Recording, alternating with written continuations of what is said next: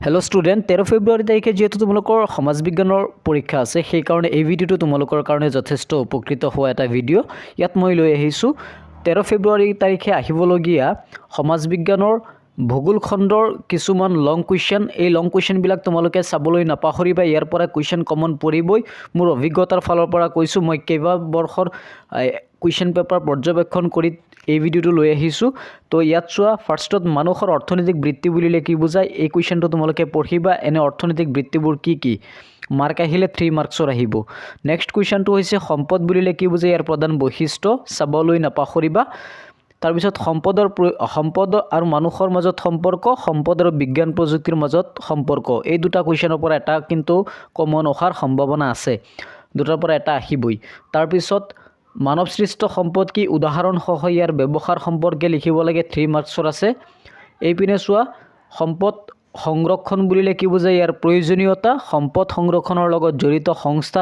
সেইবোৰৰ ভূমিকা এইবিলাক আহিলে কিন্তু 4 মাৰ্কছৰ আহিব এই দুটাৰ পৰা এটা অহাৰ বহুতো সম্ভাৱনা আছে এই দুটা কুৱেশ্যন চাবলৈ একদম নাপাহৰিবা তাৰপিছত শুদ্ধ উত্তৰ বাছি উলিয়াবা ইয়াৰ পৰা কিন্তু এটা নহয় এটা আহিবই এবাৰ চাই লোৱা তোমালোকে তলৰ কোনটো মানৱ সৃষ্ট সম্পদ তলৰ কোনটো অজীৱীয় সম্পদ নৱীকৰণযোগ্য অনৱীকৰণযোগ্য সম্পদ তাৰপিছত সেকেন্ড চেপ্টাৰটো হৈছে পৰিৱেশ আৰু পৰিৱেশৰ সমস্যা এই চেপ্টাৰটোৰ পৰা সম্ভাৱ্য লং কুৱেশ্যনবিলাক এতিয়া আলোচনা কৰিম ফাৰ্ষ্টত তোমালোকে স্থলমণ্ডল জলমণ্ডল বায়ুমণ্ডল এই তিনিটা মণ্ডলৰ বিষয়ে শিকিবা আৰু এই তিনিটা মণ্ডলৰ মাজত সম্পৰ্ক এই কুৱেশ্যন কেইটা কিন্তু ইম্পৰ্টেণ্ট তাৰপিছত পৰিৱেশৰ সমস্যা বুলি কোৱাৰ লগে লগে পৰিৱেশৰ সমস্যা মানে কি এই কুৱেশ্যনটো চাবা পৰিৱেশৰ তিনিটা সমস্যা আছে স্থানীয় সমস্যা আঞ্চলিক সমস্যা আৰু গোলকীয় সমস্যা এই তিনিটা সমস্যাৰ পৰা কিন্তু কুৱেশ্যন আহিব আৰু MCQ আহিব এইটো গ্যাৰান্টি মাটি প্ৰদূষণ বায়ু প্ৰদূষণ এবাৰ তোমালোকে ভালকৈ চাই যাবা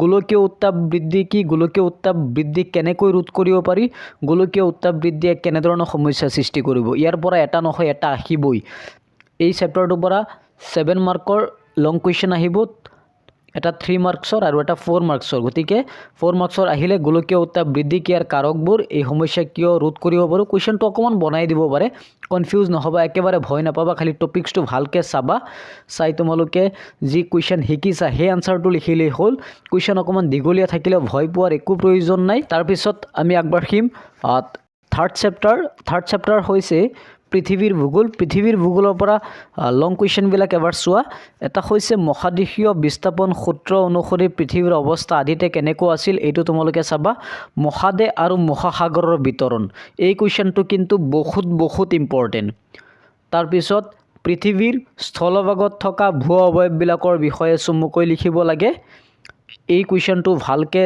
ধুনীয়াকৈ চাই যাবা এইটো কিন্তু বহুত ইম্পৰ্টেণ্ট কুৱেশ্যন পৃথিৱীৰ স্থলভাগত থকা ভূ অৱয়ৱ বা মহাসাগৰৰ তলিত থকা ভূ অৱয়ৱ সম্পৰ্কে এইটো আৰু বেছি ইম্পৰ্টেণ্ট এই কুৱেশ্যনটো চাবলৈ একদম নাপাহৰিবা 3 মাৰ্কছৰ আহিব তোমালোকে লিখিব লাগিব মহীসোপান মহীডাল সামুদ্ৰিক টিলা শৈলশিৰা সমুদ্ৰতলীয় দ্ৰোণী এইবিলাকৰ বিষয়ে অকমান লিখি দিলেই হৈ গ'ল এছিয়া মহাদেশৰ প্ৰাকৃতিক বৈশিষ্ট্য বুলি কোৱাৰ লগে লগে তোমালোকে পৰ্বত পাহাৰ মালভূমি সমভূমি নদ নদী উপকূল এইবিলাকৰ বিষয়ে অকমান লিখিবা দুটামান পৰ্বত পাহাৰ দুখনমান মালভূমি সমভূমি দুখনমান নদী উপত্যকা এইবিলাক তোমালোকে লিখি গ'লেই হ'ল তাৰপিছত মাত্ৰ এছিয়াই নহয় বনাই বেলেগ মহাদেশৰ বিষয়েও দিব পাৰে গোটেইখিনি চাবলৈ নাপাহৰিবা খালি কুৱেশ্যন গোটেইখিনি কৰি আহিবা দেন মাৰ্কছ পাবা এইপিনে চমু উত্তৰৰ প্ৰশ্ন কেইটা চাই লোৱা এইকেইটাৰ পৰা আহিব পাৰে শুদ্ধ উত্তৰ বাছি উলিওৱা ইয়াৰ পৰা এটা নহয় এটা আহিবই পৃথিৱীৰ দ্বিতীয় বৃহত্তম মহাসাগৰ কোনখন পৃথিৱীৰ ক্ষুদ্ৰতম মহাদেশ কোনখন ফকলেণ্ড দ্বীপটো কোনটো মহাসাগৰত অৱস্থিত এছিয়া আৰু আফ্ৰিকা মহাদেশত কোনখন সাগৰে পৃথক কৰিছে এইবিলাকৰ পৰা এটা কুৱেশ্যন কিন্তু কমন পৰিবই তাৰপিছত 4 নম্বৰ চেপ্টাৰ চতুৰ্থ অধ্যায় অসমৰ ভূগোল এই চেপ্টাৰটোৰ পৰা এটলিষ্ট মিনিমাম 12 মাৰ্ক আহিব 12 পৰা 15 মাৰ্ক আহিব গতিকে ইয়াৰ পৰা 3-4টা লং কুৱেশ্যন আহিব গতিকে ভালকৈ চাই যোৱা যদি প্ৰথমবাৰৰ বাবে চেনেললৈ আহা তেন্তে চেনেলটো ছাবস্ক্ৰাইব কৰি ল'বা তো ফাৰ্ষ্টত হৈছে চোৱা ইয়াত অসমৰ প্ৰথম আৰু দ্বিতীয় শ্ৰেণীৰ নগৰবিলাক ইয়াৰ পৰা MCQ আহিব মিলাব লাগে প্ৰথম শ্ৰেণীৰ নগৰ দ্বিতীয় শ্ৰেণীৰ নগৰ এবাৰ তোমালোকে কিতাপত আছে এবাৰ চাই ল'বা তাৰপিছত অসমৰ প্ৰাচীন কালৰে বৰ্তমান সময়লৈকে হোৱা জনপ্ৰব্ৰজনৰ সুদবোৰ একাধিক্ৰমে লিখিব লাগে। জনপ্ৰব্ৰজনৰ সুদবোৰ একাধিক্ৰমে আহিলে 4ৰ পৰা 5 মাৰ্ক আহিব। বহুত ইম্পৰ্টেণ্ট কুৱেশ্যন।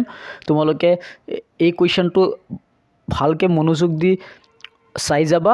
ইয়াত একাধিক্ৰমে সুদবোৰ লিখিলে অষ্ট্ৰিকসকল, মংগোলীয়সকল, দ্ৰাবিড়সকল, তাৰপিছত কোচ ৰাজবংশী লোকসকল, আহোমসকল, মুছলমানসকল ইত্যাদি জনগোষ্ঠীৰ লোকসকলৰ বিষয়ে লিখিব লাগিব, বা যিকোনো এটা আহোম জনগোষ্ঠীৰ বিষয়ে লিখিব ইয়াত আছেই তোমালোকৰ কিতাপত। আহোম জনগোষ্ঠীটো তোমালোকে চাই যাবা। তাৰপিছত পৰিবহণ ব্যৱস্থাৰ পৰা এটা কুৱেশ্যন আহিব, হ'লে জল পৰিবহণ, নহ'লে স্থল পৰিবহণ, নহ'লে তোমাৰ কি কয় আকাশী পৰিবহণ। যিকোনো পৰিবহণ ব্যৱস্থাৰ বিষয়ে এটা কুৱেশ্যন আহিবই, বা পৰিবহণ ব্যৱস্থাৰ সুবিধা বা অসুবিধা অন্তৰায়, এই কুৱেশ্যনকেইটা চাই যাবা। তাৰপিছত অসমৰ প্ৰাকৃতিক সম্পদসমূহৰ অৱক্ষয়ৰ কাৰণ কি? অসমৰ বৃহৎ জনসংখ্যা ৰাজ্যখনৰ বুজানে সম্পদ আলোচনা কৰা। Important question. এনেকুৱা কুৱেশ্যনবিলাকেই বিশেষকৈ বেছিকৈ পৰীক্ষাত আহে। তাৰপিছত অসমক মানৱ সম্পদ গঢ়িবলৈ কি কি পদক্ষেপ ল'ব লাগিব? অসমৰ কৃষি জলবায়ু অঞ্চলকেইটা কি কি? এইকেইটাৰ বৈশিষ্ট্য লিখিব লাগে। তাৰপিছত সেৱাখণ্ডৰ উদ্যোগ বুলিলে কি বুজা? উদাহৰণ দি বুজাই লিখিব লাগে। 2014 চনৰ অসমৰ ঔদ্যোগিক আৰু বিনিয়োগ নীতিৰ প্ৰধান লক্ষ্যবোৰ কি কি?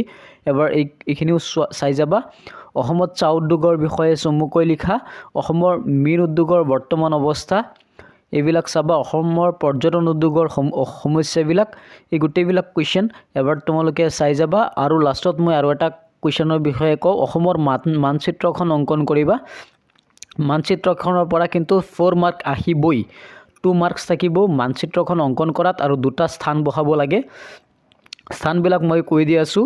হয়তো কোনোবা তেল শোধনাগাৰৰ বিষয়ে আহিব, নহ'লে কিবা জৈৱ প্ৰযুক্তি পাৰ্ক, ছফ্টৱেৰ প্ৰযুক্তি পাৰ্ক, মৰাপাট উদ্যোগ পাৰ্ক, এই পাৰ্কবিলাক বহাব আহিব, বা কোনো এখন ৰাষ্ট্ৰীয় উদ্যান বা অভয়াৰণ্য বহাব আহিব, বা চাহ বাগিচা, মোনাবাৰী চাহ বাগিচা, এনেকুৱা চাহ বাগিচাৰ বহাব আহিব, বা বিমানবন্দৰ। এইবিলাক পইণ্ট তোমালোকে এবাৰ ভালকৈ চাই যাবা। ইয়াৰ পৰাই কিন্তু কুৱেশ্যন কমন পৰিব। ভিডিঅ'টো কেনেকুৱা লাগিছে কমেণ্ট কৰি নিশ্চয় জনাবা। নেক্সট ভিডিঅ'ত মই কোনটো বিষয়ৰ ওপৰত MCQ বা লং কুৱেশ্যনৰ ভিডিঅ' লৈ আহিম তোমালোকে কমেণ্ট কৰি জনাবা। সেইমতে মই ভিডিঅ' প্ৰস্তুত কৰি আপলোড কৰিম। আজিৰ কাৰণে ইয়াতে সামৰিলোঁ। ধন্যবাদ।